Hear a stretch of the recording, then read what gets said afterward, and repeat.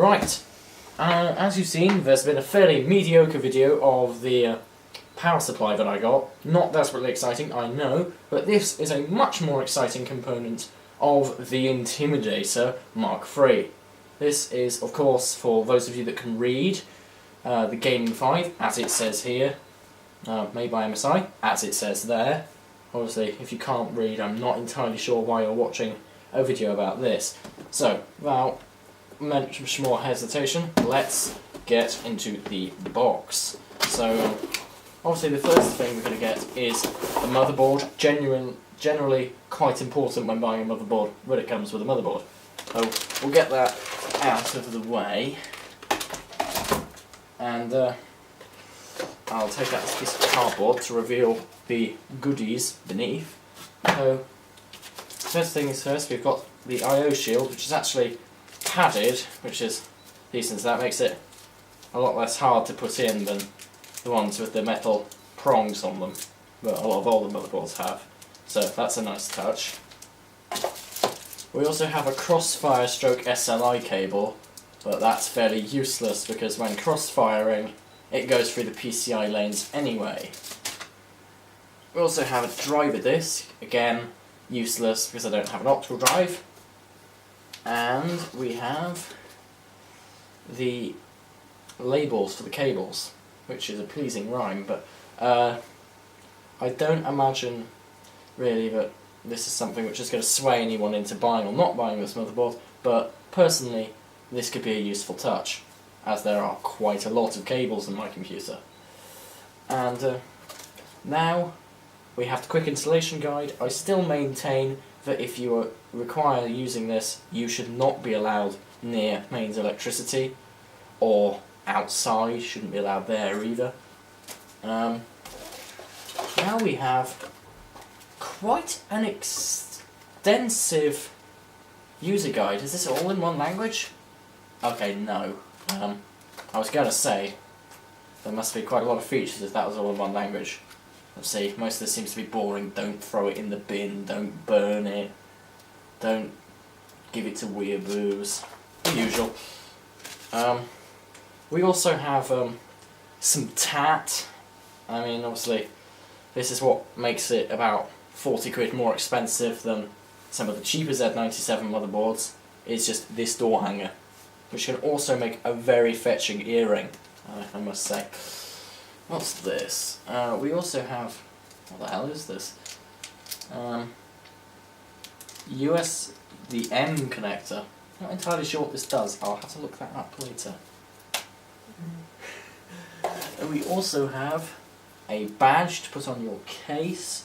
This will be almost completely useless on my case, because my case, the front is made of mesh, so that will probably not stick very well.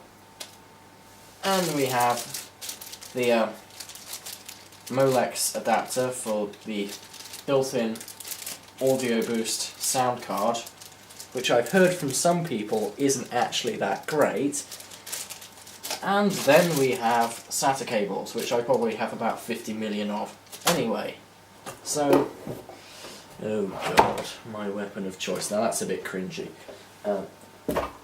So, bringing the motherboard itself back into the frame.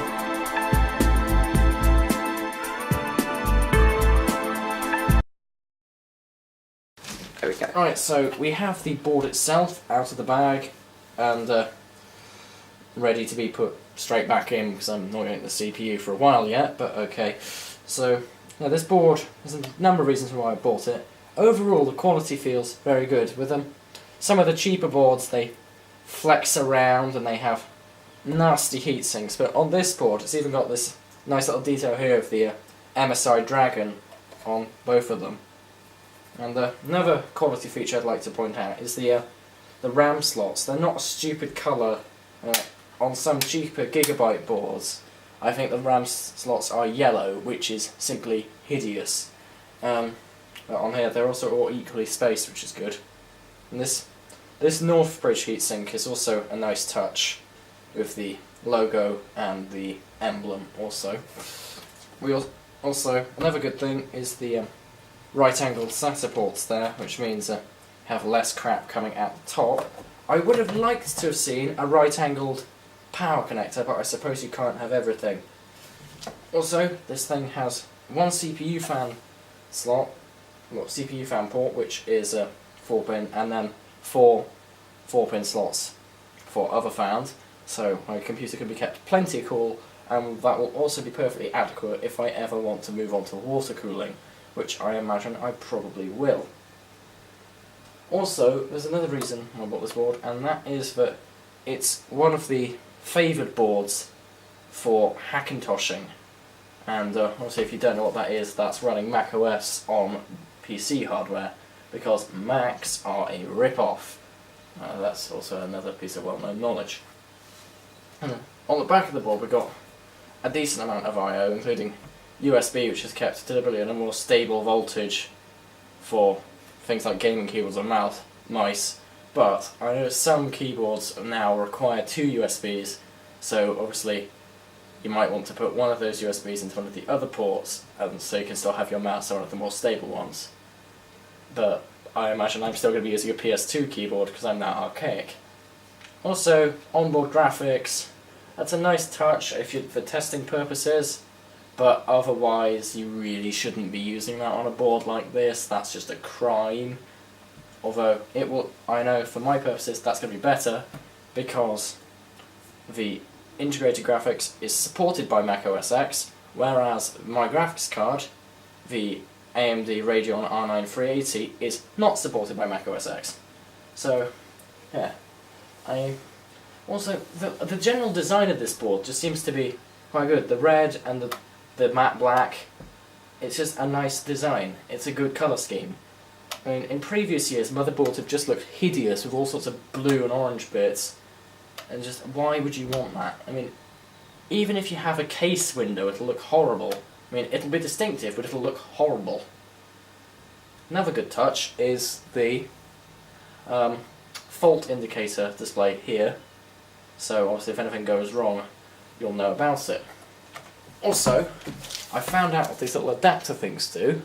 They are actually extensions for the headers on the motherboard. So when you can put these on, and then when you put it into your case, it's going to be a lot less fiddly to plug in things like the USB header. And if you've got separated power and reset switch and all LED cables, you can put them into one, so it's less of a pain. So that is something I didn't even notice at first, but for my purposes will be really helpful. So I think that sort of concludes the main features of the motherboard. I mean, obviously if you need any more information you can go and research it on varying websites, but I think for now I've probably talked for far too long.